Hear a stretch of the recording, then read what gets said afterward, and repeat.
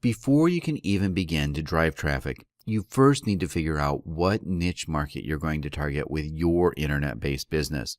There are all kinds of niche markets out there, from avid skydivers to model railroad train builders to work-at-home moms and everything in between. So, choosing a niche marketplace can seem a little daunting for newbies starting out. Well, there are general rules of thumb you can use to figure out if the niche marketplace you're thinking about building your business in is going to be a good one. The first thing you need to think about is whether or not people in the niche market are passionate, rabid, or irrational about the subject of the niche. This is because anytime there's intense passion or irrationality, people tend to spend money. Another thing that makes a good niche market is whether or not there is competition inside the market. By this point, nearly all niche markets have been profitably exploited on the internet. So, if during your research into niches you find that there aren't any businesses actively selling products or services to that niche market, then more than likely that market is not a good one. There could be a slim chance that you've stumbled upon undiscovered internet gold. But the more likely story is that many well-meaning internet marketers before you have tried and failed at making money in the marketplace. Hence, there's no competition there.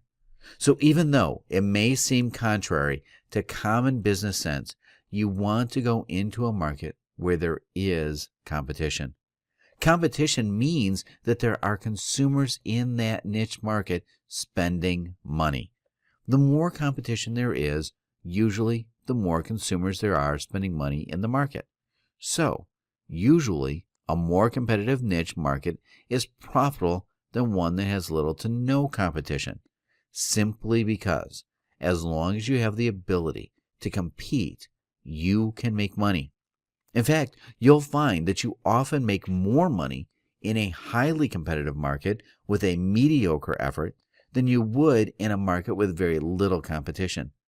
This is true simply because there are more people with spending more money in a competitive niche. The last factor you need to consider before diving into a niche market is whether or not it is evergreen. By evergreen, I mean a niche market that is active all year round. You know how some trees stay green throughout the whole year and others wilt and shed leaves during specific seasons? Well, you want the niche market you choose to stay green with money all year round. This means you should avoid niches that have ties to a specific season of the year. If you target a market like this, you'll notice that your income dries up in the off-season, and you make a lot of money when the season is on. Now, usually you would have had an idea for a good niche or two, or even three or more. I'll admit, it can be very exciting, especially when your mind is running and you start thinking of all the money you can make from all these different niche businesses. However, success is not born out of starting multiple businesses at once. In order to be successful, you're going to need to be a laser focused on one business at a time. So, here's what you should do. First, make a list of all the niches that you plan on going into over the course of your internet marketing career. Once you have that list in hand, pick the top 3 most lucrative and exciting niches that you want to go into. With those 3 niches, pick your favorite one and immediately get started on building your internet business in that niche. Put all the other ones aside until your first niche business becomes successful. After you find success, go into another niche and focus on that one until it becomes successful. Then repeat this process over and over again until you've exhausted your niche list. If you do it correctly, by the end, you have made a significant amount of money. So now that we know all about niche markets, take what you've just discovered and begin thinking about the different markets that you would like to go into. In the meantime, let's discuss another crucial component of our overall traffic generation strategy: keywords are phrases that people type into a search engine when they're looking for specific pieces of information on the internet. Due to the fact that most people tend to use an internet search engine as their number one source for quickly discovering information, we want to make sure that we get links to our websites listed on the search engines for keyword search phrases related to our business. There are usually two ways to do this: the paid way and the free way. With the paid way, you can simply pay the search engine money to display a link to your website in the form of a small advertisement on the page of search results for specific keyword phrases. For example, let's say you are the CEO of a company called Blue Widgets.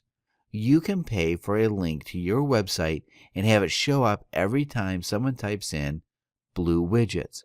With the free way, you post a relevant piece of content to your website, and if the search engines deem it relevant to a specific keyword search, they will display a link to your website in the search listings for free.